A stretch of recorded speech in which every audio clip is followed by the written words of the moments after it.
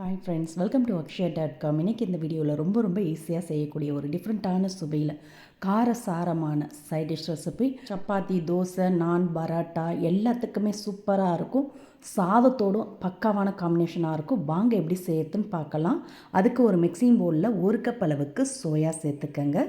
நான் 100 கிராம் அளவுக்கு சோயா சேர்த்துருக்கேன். அதில் நல்லா சூடான தண்ணீர் ஊற்றிக்கங்க.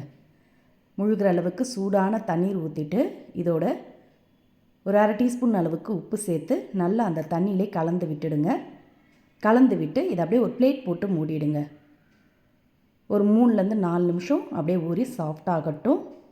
இப்போ சரியாக 4 நிமிஷத்துக்கு அப்புறம் திறந்து பார்த்துக்கலாம். சோயா எல்லாம் தண்ணியில் உறிஞ்சி நல்லா சாஃப்டாக இருக்குது. இப்போ அதில் இருக்க தண்ணியை பூரா ஒட்டை பிழிஞ்சு எடுத்து இன்னொரு மிக்சிங் பவுலில் மாற்றிக்கங்க. தண்ணீர் துளி கூட இல்லாமல் நல்ல ஒட்டை பிழிஞ்சி எடுத்து மாற்றிக்கங்க. இது மாதிரி எல்லா சோயாவுமே ஒரு மிக்சிங் பவுலில் மாற்றிட்டு இதோட 2 முட்டையை உடைச்சி ஊற்றிக்கங்க. 100 கிராம் சோயாவுக்கு 2 முட்டை கரெக்டாக இருக்கும். 2 முட்டையை உடைச்சி ஊற்றிட்டு கூடவே கொஞ்சம் மஞ்சத்தூள் சேர்த்துக்கங்க. ஒரு அரை டீஸ்பூன் அளவுக்கு மிளகாய்த்தூள் சேர்த்துக்கங்க. கொஞ்சமாக கரம் மசாலா பொடி, கூடவே தேவையான அளவு உப்பு கொஞ்சமாக சேர்த்துக்கங்க. நம்ம ஏற்கனவே சோயாவில் உப்பு சேர்த்து தான் ஊற வச்சுருக்கோம். அதனால் கொஞ்சமாக சேர்த்துட்டு ஒரு 2 டீஸ்பூன் அளவுக்கு கார்ன்ஃப்ளவர் மாவு சேர்த்துக்கங்க. சேர்த்து நல்லா எல்லா இடம் பரவற மாதிரி கலந்து விட்டுக்கங்க. இது மாதிரி நல்லா கலந்த பிறகு இதை அப்படியே ஒரு பிளேட் போட்டு மூடி வச்சுடுங்க. ஒரு 10 நிமிஷம் ஊறட்டும். இப்போ இந்த சைடிஷ் செய்யறதுக்கு ஃபஸ்ட்டு மசாலாவை கலந்து எடுத்துக்கலாம். அதுக்கு கொட்டி மிக்சிங் பவுல் எடுத்துக்கோங்க. அதில் 2 டீஸ்பூன் அளவுக்கு மல்லித்தூள், 1 டீஸ்பூன் அளவுக்கு மிளகாய்த்தூள், அரை டீஸ்பூன் சிக்கன் மசாலா பொடி சேர்த்துக்கங்க. 1/4 டீஸ்பூன் கரம் மசாலா பொடி சேர்த்துக்கங்க. கூடவே கொஞ்சமாக மஞ்சத்தூள், 1/4 டீஸ்பூன் அளவு மிளகுத்தூள் சேர்த்துக்கங்க. சேர்த்துட்டு இதோட 1 டீஸ்பூன் அளவுக்கு உப்பும் சேர்த்துட்டு இதை நல்லா கலந்துட்டு கொஞ்சமாக தண்ணீர் விட்டு கட்டிகள் இல்லாமல் கரைச்சி எடுத்து வச்சுக்கோங்க. ஒரு 1/4 கப் அளவுக்கு தண்ணீர் ஊற்றிக்கங்க. ஊற்றி நல்லா கட்டிகள் இல்லாமல் இந்த அளவுக்கு கலந்து எடுத்து வச்சுக்கோங்க. இது அப்படியே இருக்கட்டும்.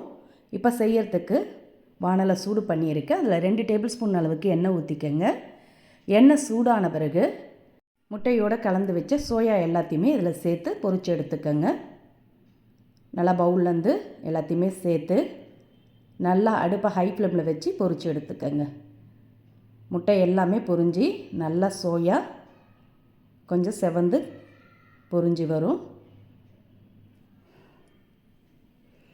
இந்த அளவுக்கு நல்லா முட்டையோட மசாலா எல்லாம் சோயாவில் கலந்து வர்ற அளவுக்கு பொரிச்சு எடுத்து இதை ஒரு பிளேட்டில் மாற்றி வச்சுக்கோங்க. எல்லாத்தையுமே ஒரு பிளேட்டில் மாற்றி வச்சுட்டு இது அப்படியே இருக்கட்டும், பிறகு சேர்த்துக்கலாம். இப்போ அதே வானலில் திரும்பவும் ஒரு 2 டீஸ்பூன் அளவுக்கு எண்ணெய் ஊற்றிக்கங்க. எண்ணெய் சூடானதும் அரை டீஸ்பூன் சோம்பு, 1 டீஸ்பூன் ஜீரகம், கூடவே பட்டை துண்டு 1 சேர்த்துக்கங்க. சேர்த்துட்டு இதோட 4 கிராம்பு, சின்ன அன்னாச்சி முக்கு 1, கல்பாசி கொஞ்சம் சேர்த்து நல்லா பொரிஞ்சதும் 2 மீடியம் சைஸ் வெங்காயத்தை பொடிசாக நறுக்கி சேர்த்துக்கங்க. கூடவே 1 பச்சை மிளகாவை கீறி சேர்த்து நல்லா கண்ணாடி பதத்துக்கு வெங்காயத்தை வதக்கிக்கங்க.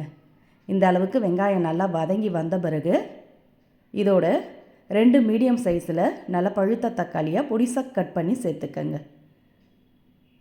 சேர்த்துட்டு கூடவே 1 டேபிள் ஸ்பூன் அளவுக்கு இஞ்சி பூண்டு விழுது சேர்த்துக்கங்க. சேர்த்து நல்லா மசிய வதக்கிக்கங்க. தக்காளி வதங்குறப்பயே இதில் நம்ம கலந்து வச்ச மசாலா விழுதையும் சேர்த்துக்கங்க. கொஞ்சமாக மிக்சிங் பவுலில் தண்ணீர் விட்டு அலசி ஊற்றிக்கங்க. ஊற்றி நல்லா மசாலாவோட பச்சை வாசனை போகிற அளவுக்கு நல்லா கலந்து விட்டுக்கங்க. இது மாதிரி நல்லா கலந்த பிறகு இதை அப்படியே மூடி ஒரு 2 நிமிஷம் குக் ஆகட்டும். அப்படியே மூடி வைங்க. அடுப்பை மீடியம் ஃப்ளேமில் வச்சுடுங்க. சரியாக 2 நிமிஷம் ஆன பிறகு திறந்து பார்த்துக்கலாம்.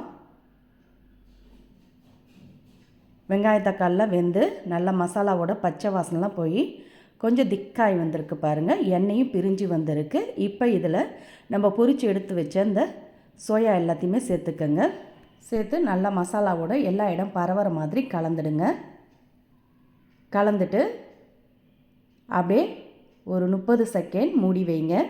நல்லா மசாலா காரெல்லாம் நல்லா ஊறி நல்ல காரசாரமான ஒரு சைட் டிஷ் ரெடி ஆகிடும். இப்போ 30 செகண்ட் ஆனதும் திறந்துங்கன்னா நல்ல கமகமன்னு மணக்க மணக்க மட்டன் கறி வறுவலே தொட்டு போயிடும். அந்த அளவுக்கு அருமையாக இருக்கும். இப்போ இதோட ஃப்ரெஷ்ஷான கொத்தமல்லி இலைகளை கொஞ்சம் கட் பண்ணி தூவி கலந்துட்டு சுட சுட பரிமாறலாம். இதை நீங்கள் சப்பாத்தியோடு சேர்த்து சாப்பிட்லாம். தோசையோடு அருமையாக இருக்கும். ஆப்பம், பரோட்டா, இடியாப்பம் எல்லாத்துக்குமே சூப்பராக இருக்கும். எந்த வெரைட்டி சாதத்துக்கும் நீங்கள் இதை சைடிஷ்ஷாக வைக்கலாம். சாதத்தோடு சேர்த்து பிசைஞ்சு சாப்பிட்டாலும் அட்டகாசமாக இருக்கும். கண்டிப்பாக ட்ரை பண்ணி பாருங்கள். இந்த ரெசிபி பிடிச்சிருந்தால் வீடியோக்கு ஒரு லைக் கொடுங்க.